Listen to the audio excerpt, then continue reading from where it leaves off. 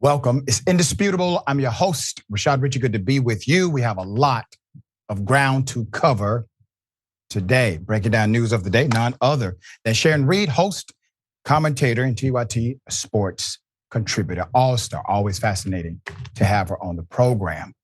Top story of the day, Donald Trump, well, he's telling you exactly what he's going to do if you give him power again. Put up his picture full mass. Understand that democracy leads by a round of applause from some group every time. That group in America is called MAGA. The New York Times reported Saturday that if Donald Trump wins back the presidency, he plans to quickly detain millions of undocumented immigrants in vast camps in Texas. He will try to end birthright citizenship, renew a version of his Muslim ban, and deny visas to foreigners whose politics and their ideology are adverse to his.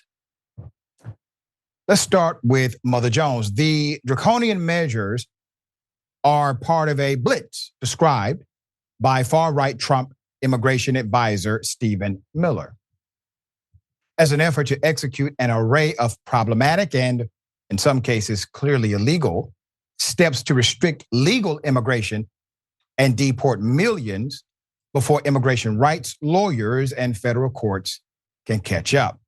Trump's anti-immigration plan is the latest detailed authoritarian blueprint to emerge from within the indicted former president's brain trust.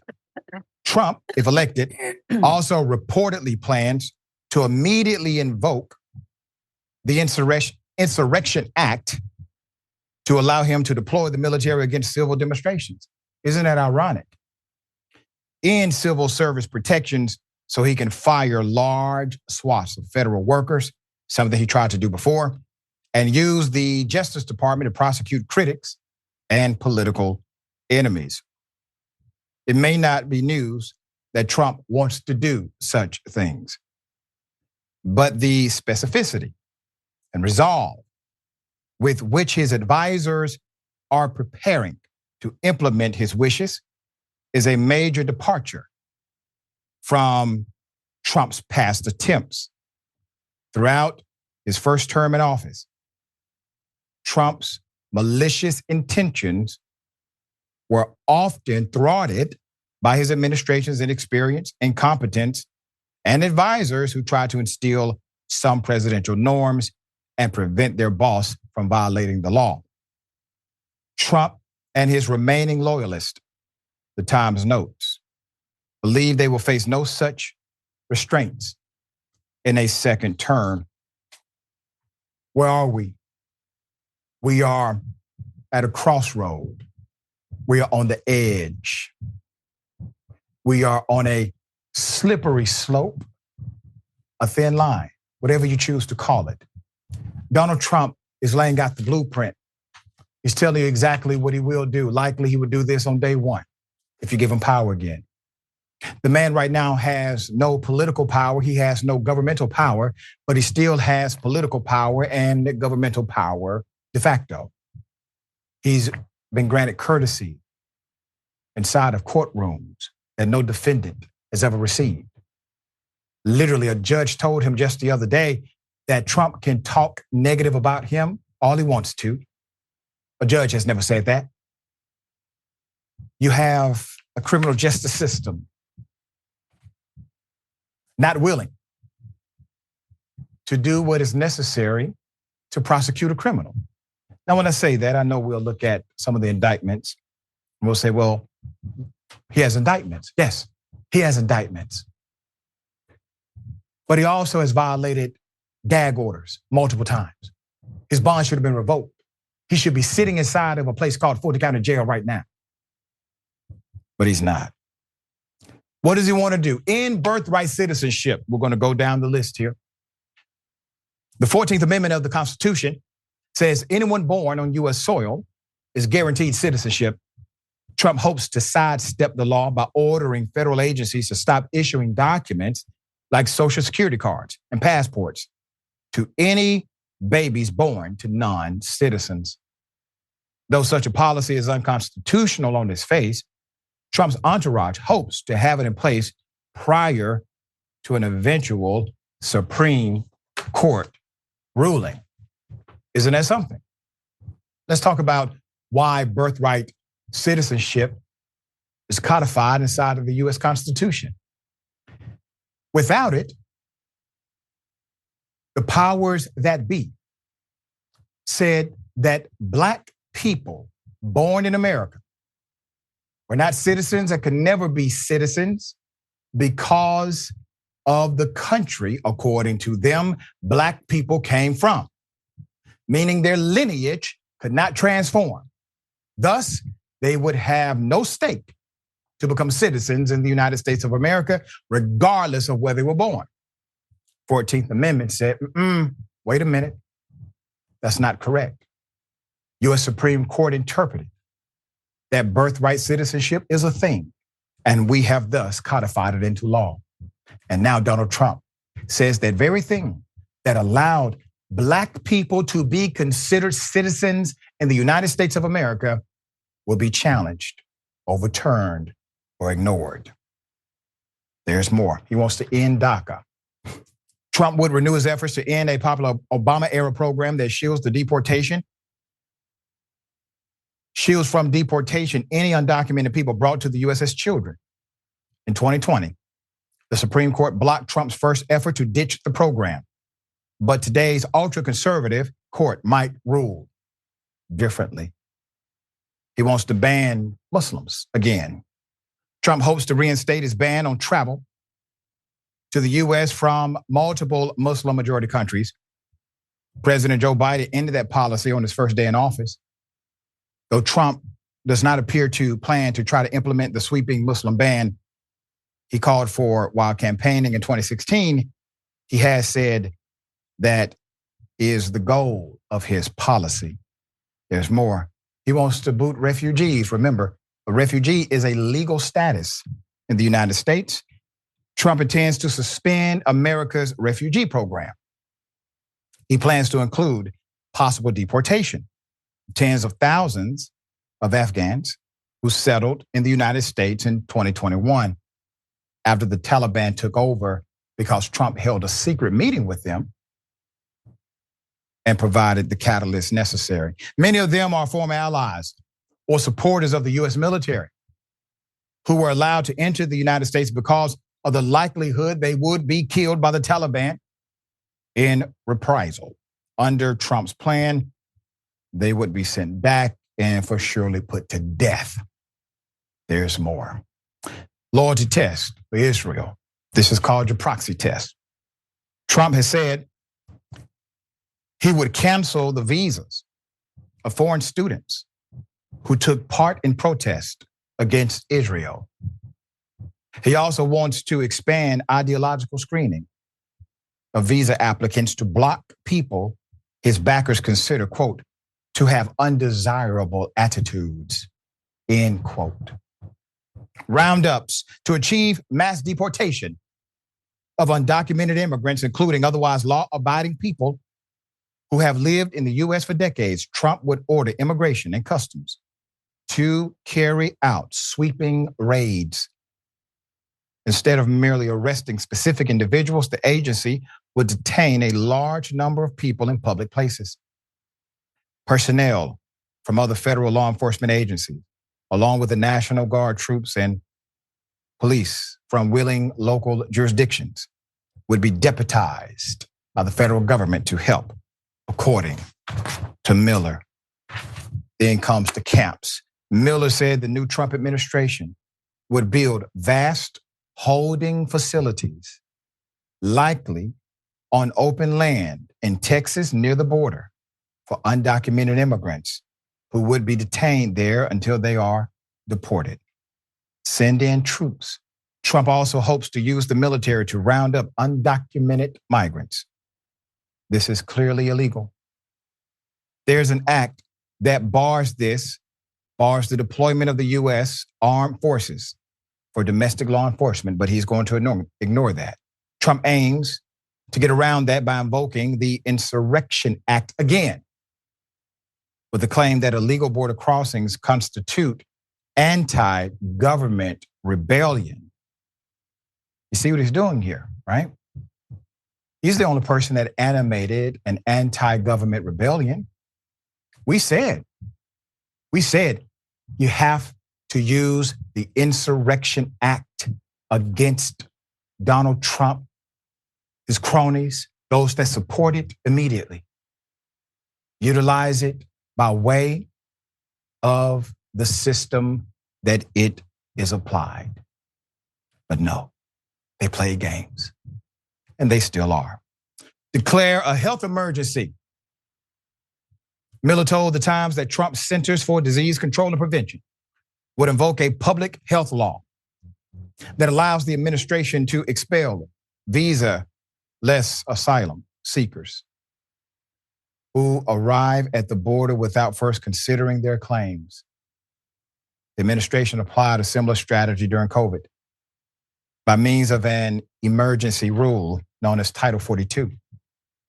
But without a pandemic, Miller said, the Trump team would simply claim that severe strains of the flu, scabies, tuberculosis, and other illnesses like RSV and so on, or just a general issue of mass migration being a public health threat that will constitute the emergency.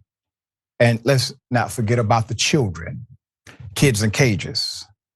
Trump's draconian plans do not explicitly include a renewal of the family separation policy spearheaded by Miller and others, where more than 5,000 children from infants to teens, including US-born, were forcibly taken from their parents and even held in cages. To this day, many still haven't been reunited, despite a court ruling barring the policy. Notes to Times. Trump has left open the possibility of resuming it anyway. That's the America you want. Vote for Donald Trump. He will give it to you. And it's not just him. You see, he hasn't figured these things out, but there are very racist people in this world who have very, very evil ideas, and they understand the government enough. They understand rule of law enough to actually implement these ideas. Donald Trump is surrounding himself with actual white supremacists who want to bring this country not back to where it was, but even worse than that. What happened to freedom of speech? What happened to diversity, the melting pot known as America? What happened to understanding that the differences of this country is what makes us strong? What happened to hearing someone out who may not have the same background as you? This is going to guarantee that America is hated in ways that it has never been. This is going to guarantee that individuals inside of this country who are law-abiding will be arrested, deported, and likely executed. This is going to guarantee that their family will hate us until they die, and their family's family will hate us until they die. We will become a different nation, making us a different people. All right, Sharon, thoughts? Well, it's explosive. And I hear pundits throughout the last several days referencing Hitler, Mussolini, saying Trump is taking statements and really plays out of their playbook. And they're probably right. But Representative Clyburn, Dr. Richey said that 3 years ago. We see the writing on the wall. And I think people don't want a history lesson. And it may not even matter except for this, Doc. We are on the verge of an authoritarian regime, okay? He will sit atop it. And so people should probably just take the USA Today version and say, you know what? Think of your worst nightmare. You don't know what mine is. I don't know what yours is. But if either one of us became the leader of the free world, only we're authoritarian, it's whatever I wake up and say it is that day. That's right. They need to be afraid. Very much so. And for those who are down with this plan, vote for Trump. He would deliver. If you're not, vote for anything but him.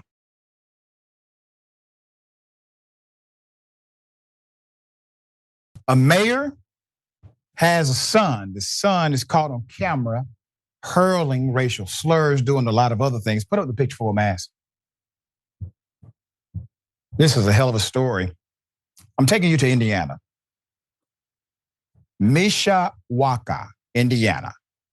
Mayor Dave Wood issued an apology after that July 2022 video of his son, Joseph, was using racial slurs, and it was released online, okay? Now, this is a hell of a thing. Put up the screenshots of what they were doing. So the video actually captures Joseph pretending to be the police conducting a traffic stop. And then he goes through this back and forth, and the traffic stop turns fatal while he's using the N-word and killing his friend he has pulled over. This is in a garage, according to the reports. One of the men involved is a city employee at the time. Wood was also employed by the water department and was wearing a water department sweatshirt in the recording. Full of government array here. According to sources for local outlet Real News, who obtained the video, the clip was posted to Snapchat and was allegedly taken by at Mayor Wood's house using the mayor's vehicle. In the video, he checks a man's ID, uses the N-word. He says the slur 7 times in the 34-second clip. The song Bad Boys, popularly affiliated with the TV show Cops, is being blasted throughout the video, all right? So at one point, he allegedly brandishes what appears to be a weapon after yelling, "Freeze, N-word." Then he pretends to shoot inside of the car. So there's a statement obtained by WNDU. So here's what the mayor said. This behavior would not be tolerated in the city, the mayor's home, or at the workplace, Wood said in the press release on Thursday. This video depiction is not reflective of Mayor Wood's values, views, nor the way his son and family were raised. Well, you don't say, Mayor.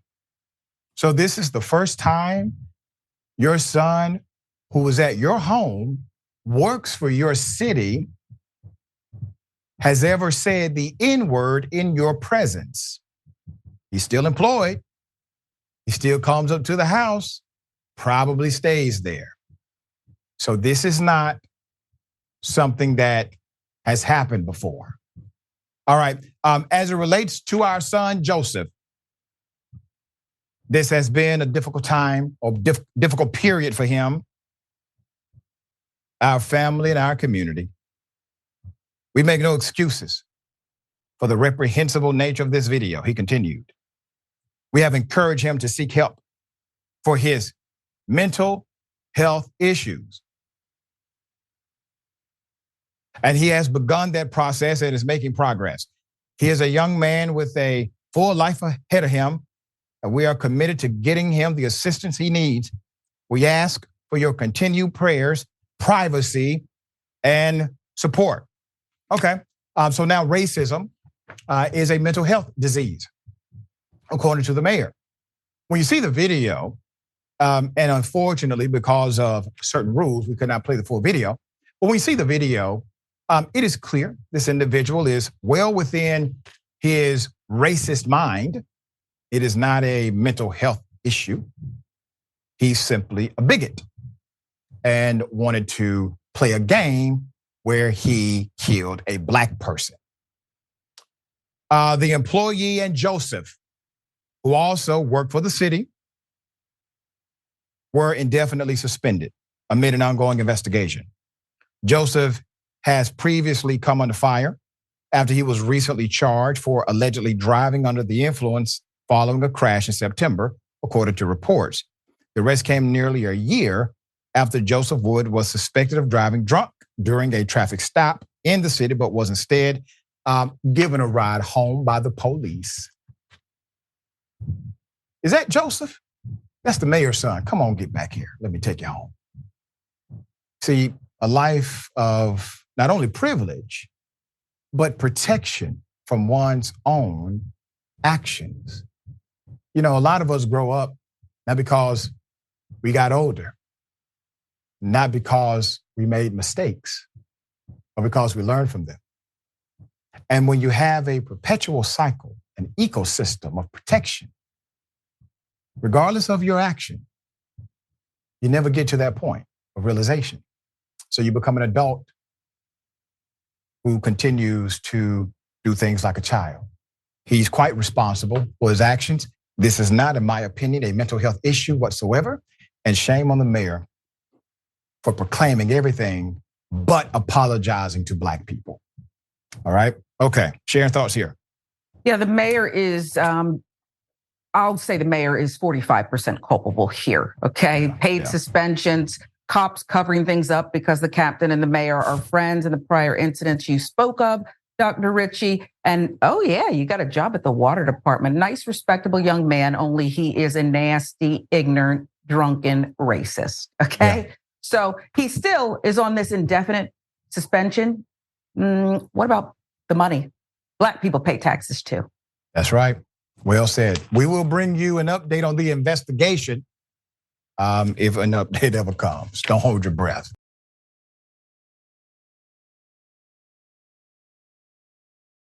We do have an update on a representative who wanted to kill all Palestinians. Well, that representative has now apologized because the rep is receiving death threats. Hell of a thing. Let me remind you of the original coverage. Here it is. We are at 10,000 dead Palestinians. How many will be enough? One of my colleagues just said all of them. Wow. One of my colleagues said all of them. One of my colleagues also stated that this is going to dry up their fundraising if we vote on this resolution. I also want that, that's what we've become in this state. That's what we've become in this state, where we don't care about innocent babies that don't even get the opportunity to blow out their first birthday candle. Naturally, this is the state of Florida. Put up the picture of the rep who has now had a change of heart. The person who called her out is Representative Angie Nixon. We are thankful for Angie, Representative Nixon, for doing so. On Thursday, Michelle Salzman, who said she's been receiving death threats over her outburst, took to Twitter to claim she did not intend to advocate for genocide. Quote, "I am so incredibly sorry for even the slightest of suggestions that I would want an entire community erased," she wrote. "My comments were unapologetically towards the Hamas regime. I never said Palestine. As a wife and mother of a Jew, I stand strong in my support for Israel. But the heartbreaking loss of Palestinian lives is never a desire of mine." So the Representative Salzman, who changed her profile to protected view, said her family is receiving security protection from the Florida Department of Law Enforcement, adding, quote, "The threats against me and my family are absolutely real." Yeah, that's unfortunate, ma'am. We do not advocate for nor condone violence here at Indisputable. I just want to remind you that the threats and the actual dead bodies, including babies, grandmothers, people that are just at work, well, those are real too. Those are human beings that are dying. And your response was basically kill them all. Are they more valuable than you? Is that life less valuable than you? Or are we all valuable together? As a reminder, the incident occurred at the Florida State Capitol inside of their legislature. Florida State Representative Angie Nixon tapped her colleagues earlier this week to stand with her and calling for a ceasefire in the wake of the ongoing conflict between Israel and Hamas, not Israel and Palestine. It was only backed by Nixon and Representative Anna Eskamani during the Tenterfield House special session. That's it. Look at that. That's it. A ceasefire for humanitarian reasons. And the vast majority of those in lawmaking position in the state of Florida said, no, we will not stand with you. Florida State Rep Randy Fine, who was Jewish, said about the resolution, if you vote for this, you're an anti-Semite. Wow. Dixon said about the incident on Twitter, State Rep said, another of my Democratic colleagues stated they were more concerned about 80% of their fundraising drying up if they were forced to address the humanizing of Palestinian lives.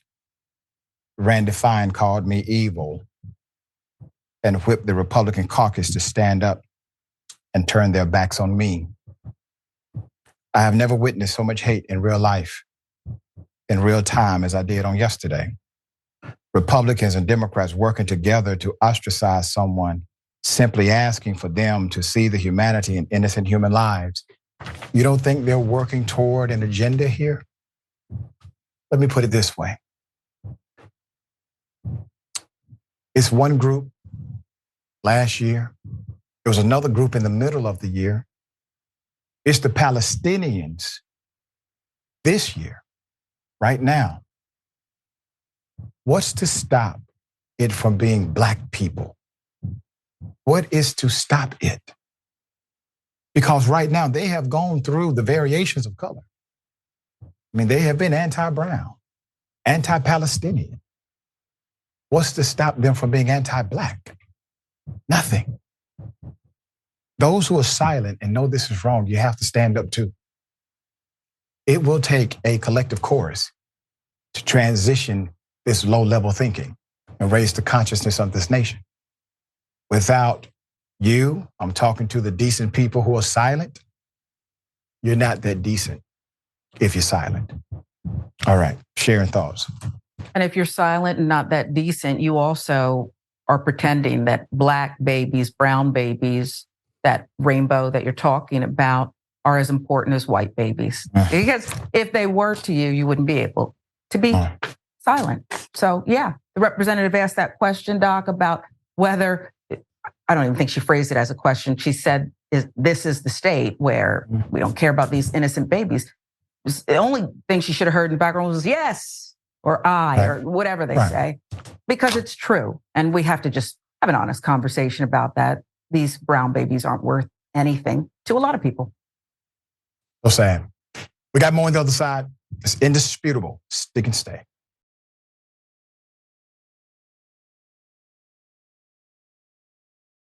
All right, welcome back. We have a lot of show left. I'm going to read some of these, your comments, and thank you. Thank everybody for always joining the conversation. We have a lot to discuss. Big shout out to the National Society of Black Physicists. I had the great opportunity to be their keynote presenter over the weekend at the University of Tennessee. Very, very thankful. Dr. Rockford, Dr. Roberson, and so many others who came. Even MIT and Cornell University found their way there as well. Big ups to the family of physicists in the community. All right. Interesting. Very interesting. Lynn says it's almost as if Trump didn't marry an immigrant. Yeah. I don't think she's coming to the White House a second time. I just don't see that happening. She didn't come there the first time. That's right. And Kendrick Simmons, thank you, Doc, and the team for all the work, for y'all work on the truth. Iron sharpens iron. It's all of us. Miss C. Beasley, in birthright citizenship for certain folks, I'm sure. That's right. Transforming says his son will probably become the governor. It's getting to that point again, isn't it? Snack_Panther, thank you so much for that. This is true. Black Jews are treated different. Dr. Richey, Ethiopian Jews, Kachel Nishra. That's correct. That's a fact. That's a historical fact. James Thompson, gifted one indisputable with Dr. Rashad Richey membership. Thanks so much for that. Vicky Gray, gifted 5 indisputable memberships. Thank you. And Danny Holt, welcome to Indisputable Danny. And one from Twitch.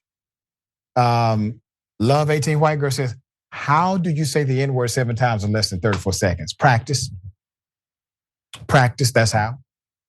All right, ladies and gentlemen, I wish a Karen would. You want to call the police on them for having a barbecue on a Sunday. I feel free! Back off! I'm going to tell them there's an African-American man threatening my life.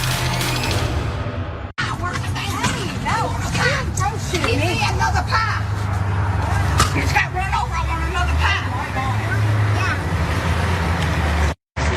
Hey!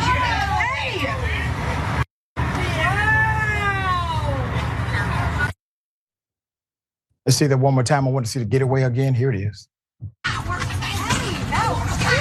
Give me another pie. You just got run over. I want another pie.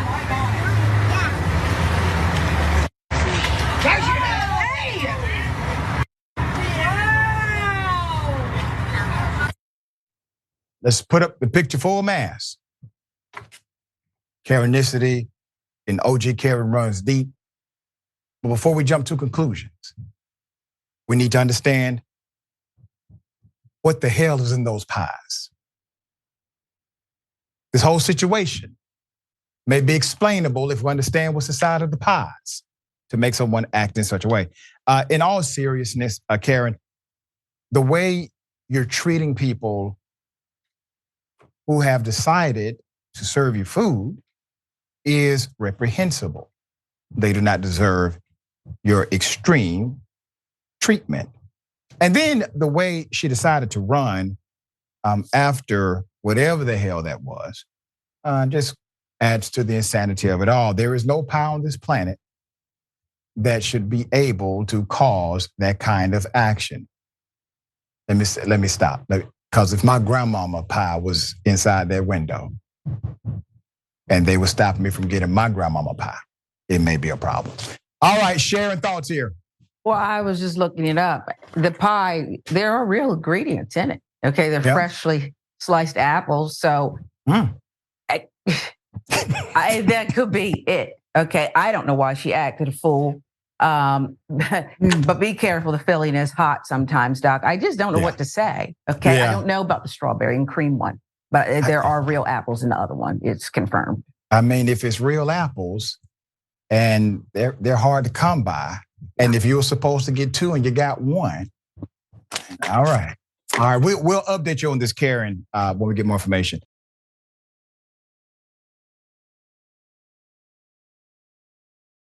I got something for you, double dose. You want to call the police on them for having a barbecue on a Sunday. I feel free! Back off! I'm going to tell them there's an African-American man threatening my life. Private property. This is private property. Get out of my park if you don't live here. Go ahead and call the cops. They're going to be on my side, not on yours. Okay. Get out. Okay. Now. Go ahead. Go. You go. No, I'm afraid you're gonna run me over. Please go. No. I've been skating for 12 miles. I don't give it. And you're okay. This is my park. I live in here. I live here too. Where? Same landlord. I live at the park next to you. No, then you can't be in here. Yes, but it's the same landlord. He lives in Michigan. I know him. Okay, I'm done. Go. You can go. You can go.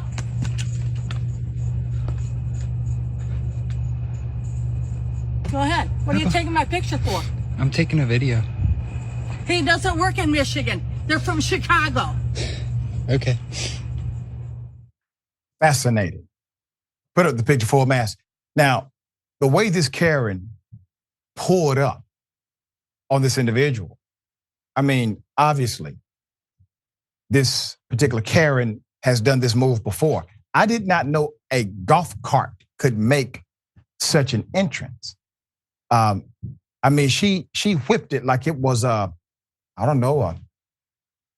64 Chevrolet or something. So she comes in, it would have scared the hell out of anybody whipping up on somebody like that.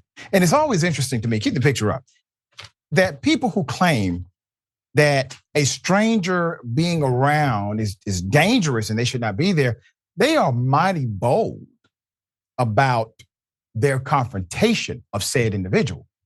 I'm saying to me, they're not afraid at all. The individual poses no threat. And let me highlight a nuance that I caught the second time when I saw the video earlier today. When he says, I do live here, he explained how long he's been there. He didn't have to do any of this. She has no right to require him to produce any information. The fact that he knew the landlord did not stay there is an indication he knows what he's talking about. Now, there's a conflict as far as she says they're from this place. She said Chicago, he said Michigan.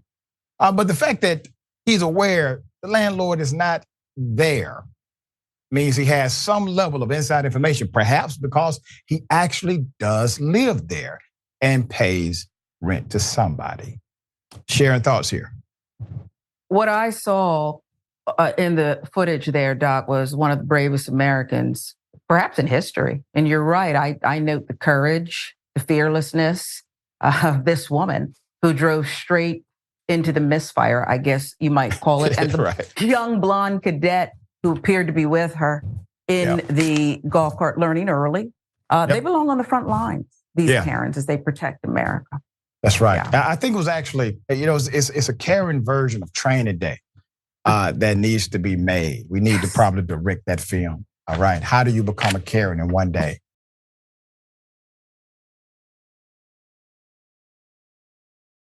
Overdose. You want to call the police on them for having a barbecue on a Sunday. I feel free!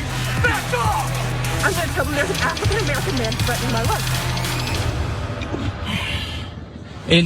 And what's wrong with you, ma'am? What's your problem? Get off your phone.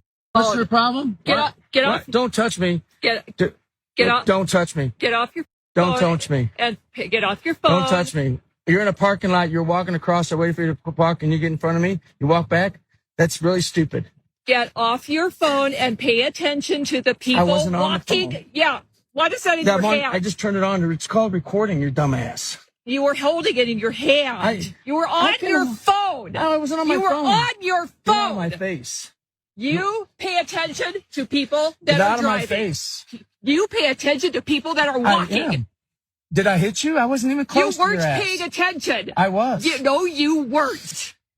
Get out of my face. Get out of this parking lot. Get out of my face. Get out of this parking lot. I mean, damn, ma'am. Put it up full mass. What happened to the days of just flipping somebody off and going about your business? I promise you, ma'am, if that would have been your reaction to whatever conflict may have occurred in the parking lot, you would not have ended up on indisputable, okay? But you decided to aggressively come up to someone, demand they leave an entire parking lot that you do not own. And I thought his response was quite decent. That doesn't make sense that you would come up to a person that way. That is a dangerous thing, Karen. I think it is time for an intervention. If somebody knows this particular person, you may want to have a conversation with her. Running up on someone like that could end, well, not well. All right, Sharon, hell of a thing. She owns the parking lot, gotta leave. You gotta leave. I did want to I looked closely because I had a friend, Doc, in middle school, Christine. I won't give the last name. I thought that was her mother. Okay. And she hated her parents, cussed them out. They eventually took the car that she worked hard for as punishment. And I thought that was her. It's not. But that the mother had the same kind of way of dealing with things, over the top, even though she had that little gentle, you would think she's just this nice lady with that little haircut. Yeah. It reminded me of her. But they've got to find out who this is, and she's got to have some kind of intervention carefully. Yes, agreed. All right, that's our public service for today. We got more on the other side. It's indisputable, stick and stay.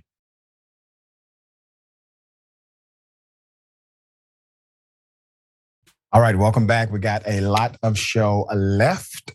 Let me read a couple of these amazing comments. Always a beautiful thing. We appreciate everyone who joins the combo. Yeah. Mo Fury. Cartman Karen is on fire today. That's right.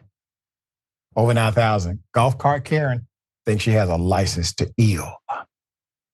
James Thompson, thank you, James. The book of knowledge of life is without blame. Dr. Richey, I have a mother dying at 93 of AML. My prayers, my heart is with you. For those who are not people of faith, send positive vibrations by way of your thoughts, all right? I'm sorry for the journey, and I do pray that you continue to move forward in your faith, as this is all a very natural process, all right? Tanya Ladd Merlot. Oh my goodness, she ran over the pipe. Karen is out of control. Yeah. Burning the Kiwi Dragon, thank you. The pies must contain, no. The pies must contain Karenicity. She hadn't had her day's dose and felt her shamelessness and privilege fading. She was in withdrawal. Karenicity is one hell of a drug. That may be a way to look at it. Also, Reggie K, member for 15 months, double doses, thank you so much. Karen got those skills playing Mario Kart. Someone throw a banana in front of her. Yeah, that was hilarious. All right, and to Twitch, Pie Karen, Layman_Shaman. I swear, she said that her first pie was run over by a car. How was that McDonald's fault? She was clearly mad at herself, but she was taking it out on everyone else. Like I said, what in the hell is inside of the pie? Very sad story and very ironic as well. What if I told you a Wendy's manager ends up being arrested because, well, the police, they respond to something completely unrelated and find out that there's a predator situation happening, according to them. Let's put up the picture of Wendy's, very famous chain restaurant. So this happened in Nashville, Tennessee. Police arrested a 26-year-old woman accused of preying on an underage Wendy's employee at the restaurant. According to the arrest affidavit, Maria Samano Orozzo, officers were at the restaurant Wednesday for an unrelated incident when a juvenile employee told police his co-worker performed oral sex on him, according to the affidavit. The affidavit states the juvenile told police Maria took him into the restaurant's restroom last month, performed the inappropriate act, and admitted to the act on the male who was 16 at the time of the incident. And so what's the scenario? Scenario is an officer or multiple cops, maybe a detective is present, depending on the call. They're responding to something completely unrelated. And in this, there's a proclamation that by law has to be investigated. You have a minor saying that a sexual abuse has happened. So you have to inquire. Well, who? Well, the person right here. And they go and inquire with the person admits it. You have no choice. They have admitted to the felonious act. Damn, what in the hell? All right, so Wendy's has not released a statement according to the update of this report. But this is indicative of some of the lack of managerial protocols in place. We talked about this with a McDonald's not too long ago, where they were actually hiring individuals who were not qualified to work. They were too young, but they were inside of the McDonald's working. This was not part of the overall national, but it was a franchise, which is still licensed by the national. All right, that's to me a distinction without a difference. All right, Sharon, thoughts here. What do you want me to say? But prior to hearing this one, my daughter and I would complain about they're not selling everything that's on the menu. Okay, she asked for strawberry frosty, and they said we're not going to make it. We're not going to make it today. This is, I just don't understand the conduct. I don't even understand the confession, but happily, the truth is known, Doc. Yep, yeah. Truth is now known. And I'm sure more people knew about it than just them two, typically how it goes. Unfortunate.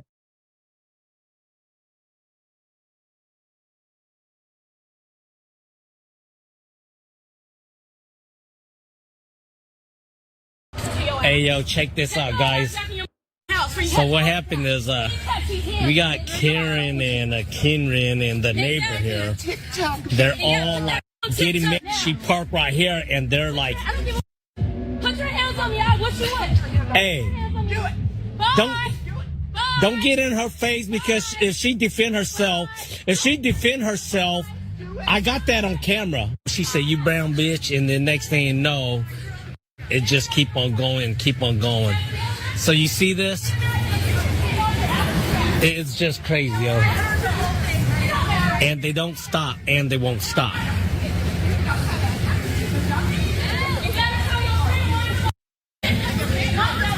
Yeah. Him and her. This ain't the first time. There's like a couple times they did it to other people and harassed people about parking near this area right here. And then that other neighbor right there, she's also racist. And she lived down the street, and it got nothing to do with her. And she came out and just started cursing, so. Put up the picture, full mass. You see, many Karens have this problem. They believe that public property, we've been here before. We've seen Karens react this way about a parking spot on property they do not own. They tend to believe that where you park, if it is in proximity to where they want to park, or perhaps are accustomed to parking, that it is somehow a violation. It is not. I'm doing this as a PSA to all Karens around the world. Typically, there's a phone number you can call. It's called your city government. That's why we have a mayor, an elected mayor on the show right now. I'm sure he gets his fair share of Karen calls. But at least you're calling an authority that could do something if they chose to. But as far as going after people because they are parking a car in proximity of where you don't want cars parked, that's a no-no. All right, Mr. Mayor, you know, sometimes, dear brother, I think about your executive leadership position, sir. And I say, you know, he has to deal with a lot of different personalities.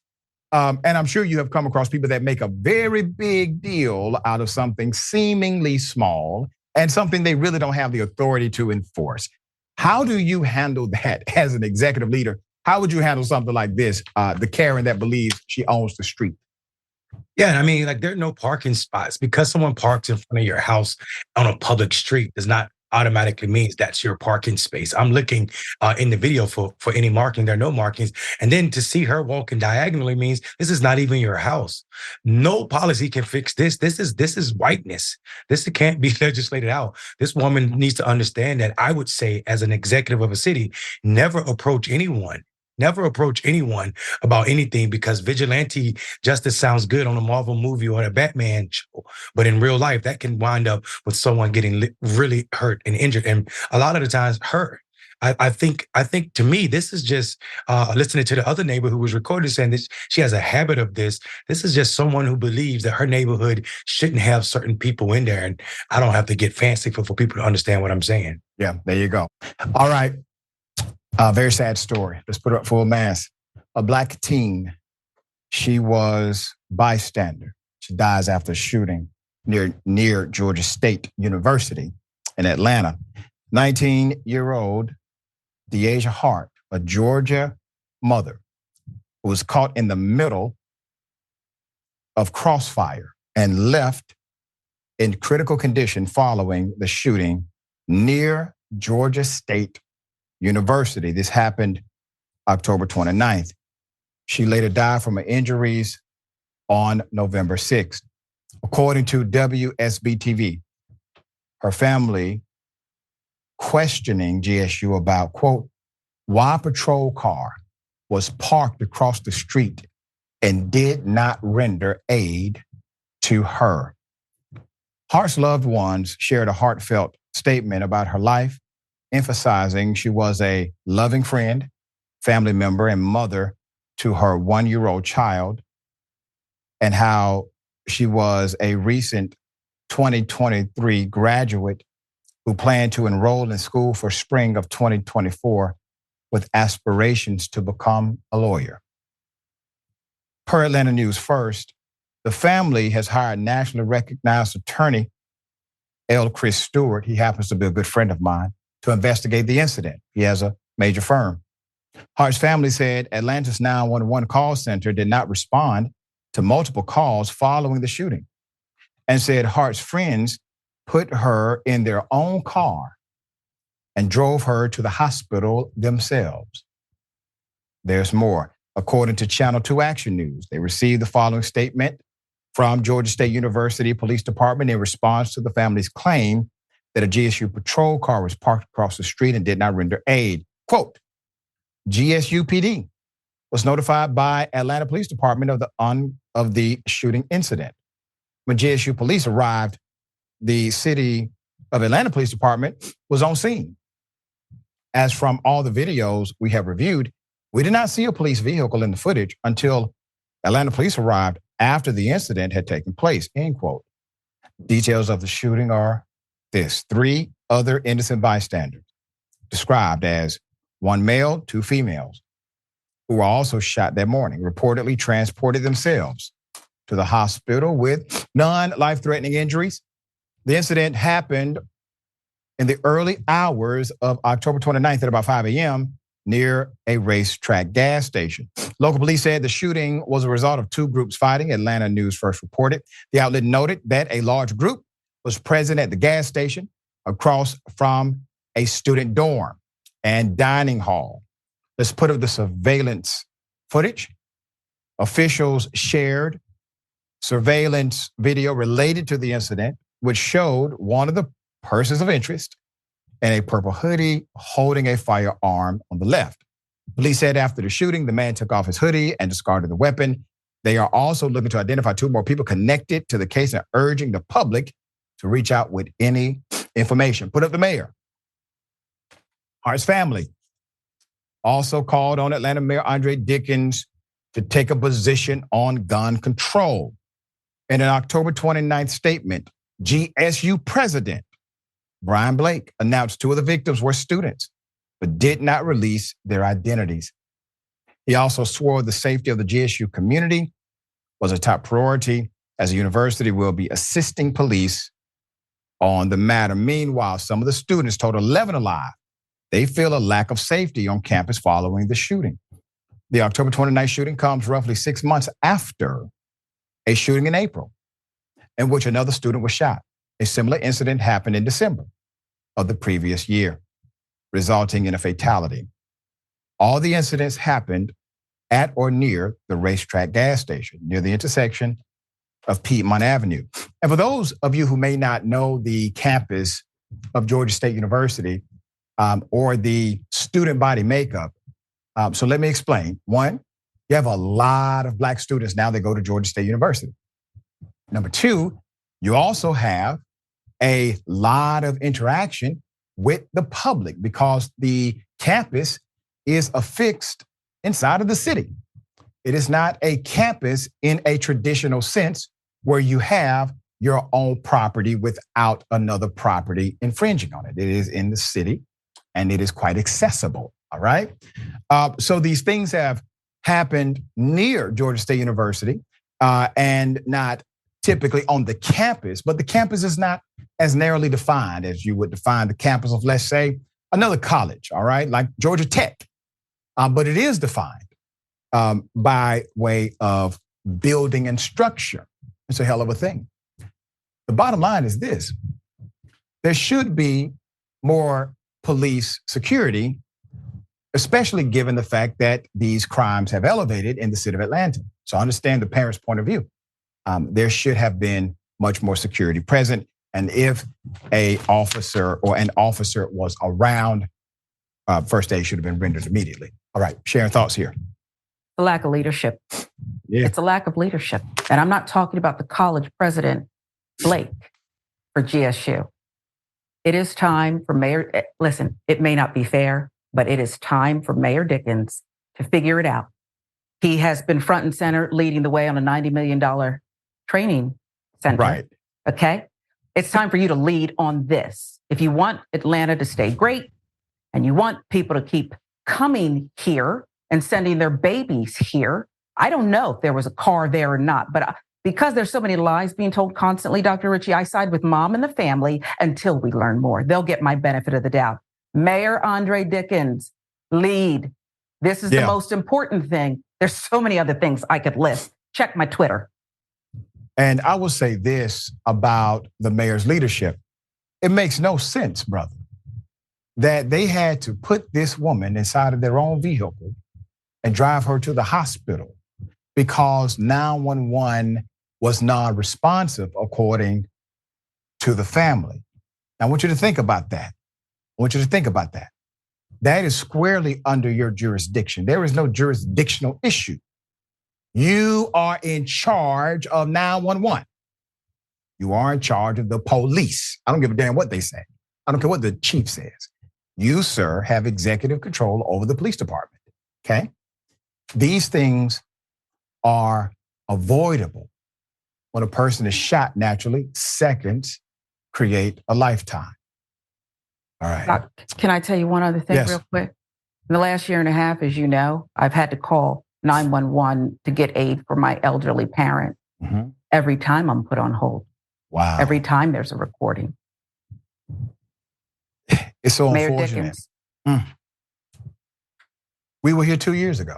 Like literally 2 years ago, we had a very similar story about how everybody was being put on hold when they called 911. It was automatic. It wasn't that you got somebody, they put you on hold. Back. Right? Back so now. it's back now. Mm-hmm. Damn shame. All right, we will do a follow-up on that for sure.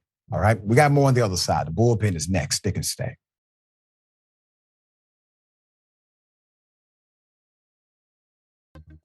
All right, let's get it. Ladies and gentlemen, welcome to the bullpen.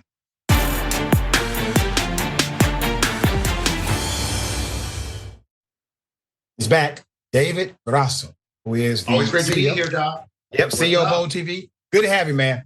So we're going to talk about the Donald Trump deportation dynamic, which ironically is not that abnormal.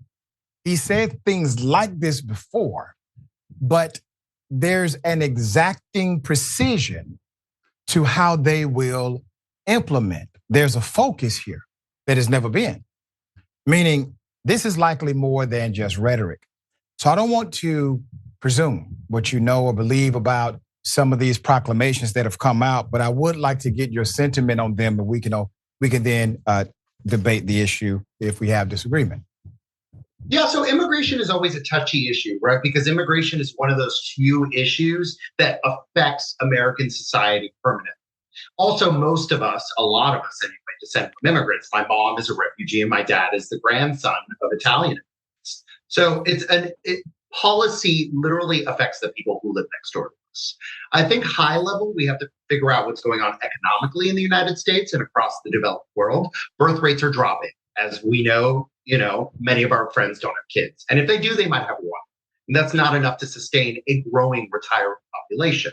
The Trump administration during its last 4 years had a very restrictive immigration policy, whether it was accidental or on purpose, because a lot of things, ended up being struck down by the courts. So a lot of these proposals, let's start off with that, Doc, won't work because of something called the courts. A lot of them are probably not legal. Second, we need a certain level of immigration because our birth rate isn't high enough. And third, we live in an era where inflation is a problem. So if we don't have a growing population, we will continue to have inflation. Immigration keeps down the cost of goods and services because it reduces labor costs. Okay. And lastly, another important point to consider is that really fundamentally, we do have a problem. Our immigration system is broken, and I think that's bipartisan. But what we really need to focus on is, number one, figuring out what's going on at the border, and number two, figuring out what to do with the more than 10 million people who live here, with undocumented. They don't have legal status in this country. All right, so let me make some proposals to you. We say 10 million people are here undocumented, and culture says the number is over 20 million. The truth is, everybody is lying.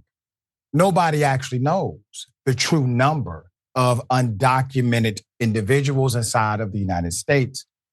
We do know this. We know that overall, the workforce of immigrants and undocumented immigrants provide more revenue to the United States government than they could ever take away. So you can't make an economic argument here. We also understand that based on comparative demographics, undocumented workers commit less crime than any other demographic in the United States of America, comparatively speaking. Once again, so you cannot make the argument successfully with people that understand the numbers. You can trick them and say it, but it doesn't mean it's true. So here's one particular policy proposal if Trump gets back into office. And they floated this idea a long time ago. It's called birthright citizenship. Now, this is a very simple concept. If you're born in America, you're an American citizen. That's it. 14th Amendment provides that opportunity. It was really created because there was a big debate many, many years ago if Black people could ever be citizens in America, because our lineage would trace back, according to them, from Africa. And because of that lineage, we could never be citizens. Well, the 14th Amendment said, we're going to make sure anybody who's born on American soil can have the citizenship applied at that point, regardless of lineage prior. They're going to overturn birthright citizenship somehow. And according to the person on the inside, basically the way the administration is going to do this is sidestep the law by ordering federal agencies not to issue documents like a Social Security card or passport to children of non-citizens, according to them. And then the policy, obviously unconstitutional, according to the current ruling of the Supreme Court. Trump's entourage hopes to have it in place prior to the eventual Supreme Court ruling, simply meaning that within the time frame it takes for the Supreme Court to make a ruling on this and say, hey, listen, what you're doing is illegal, they would have done the damage they wanted to do. Now, this is the administration, possible new administration, blatantly saying we are going to break the law intentionally, understanding that the Supreme Court has to get around to telling us, no, that's wrong. What are your thoughts about that? I don't think it's a good plan. I think I understand the frustration with our immigration system. Naturalizing my husband has been a horrible process, and I think that we can all agree that we have a problem. Purposefully going and supporting unconstitutional measures is not appropriate for any administration. In fact, conservatives typically have a huge problem with liberal administrations doing that. Yeah. So, just because one side does it doesn't mean that the other side should do it either.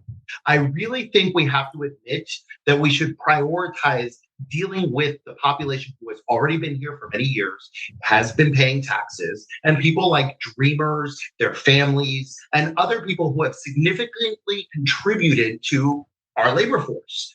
Unfortunately, the way things work right now is that someone coming across the border yesterday has basically an easier time getting naturalized in many cases than people like, who were brought here as kids without documents. And I think that needs to change. Also, there's a huge problem in our immigration system for those who did enter illegally, there is no way for them to adjust their status because it's like a turnstile coming into the United States, right? It's like showing up at Disney World and not going through the entrance.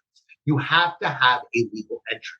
And that is a huge problem for the 10 plus million people we have here. So I think there is room for bipartisan agreement instead of just this obstructionism, which doesn't benefit anyone. If something is illegal and is going to be found unconstitutional, why do it in the first place?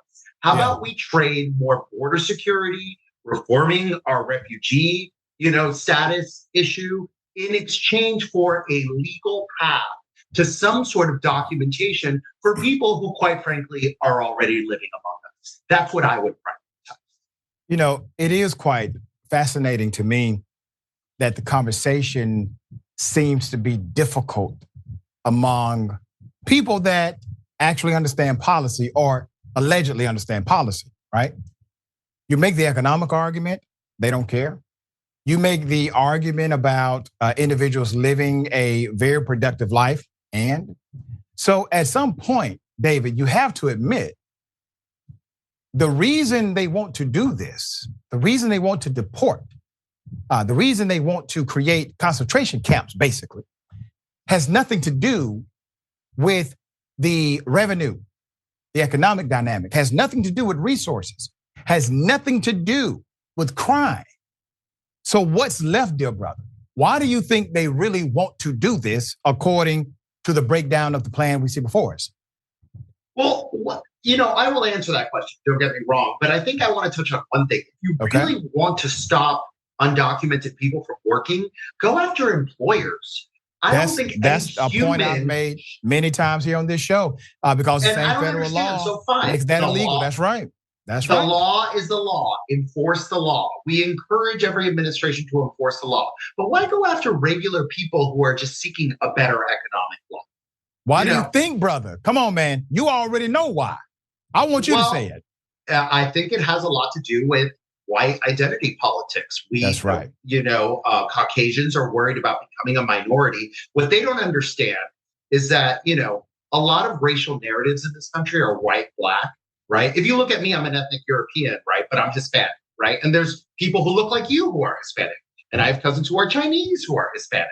You have to understand. And by the way, they're changing the census form to include ethnicity or race so that we're in a different category. You have to understand this whole idea that this country is going to become a white minority country is just a bunch of BS.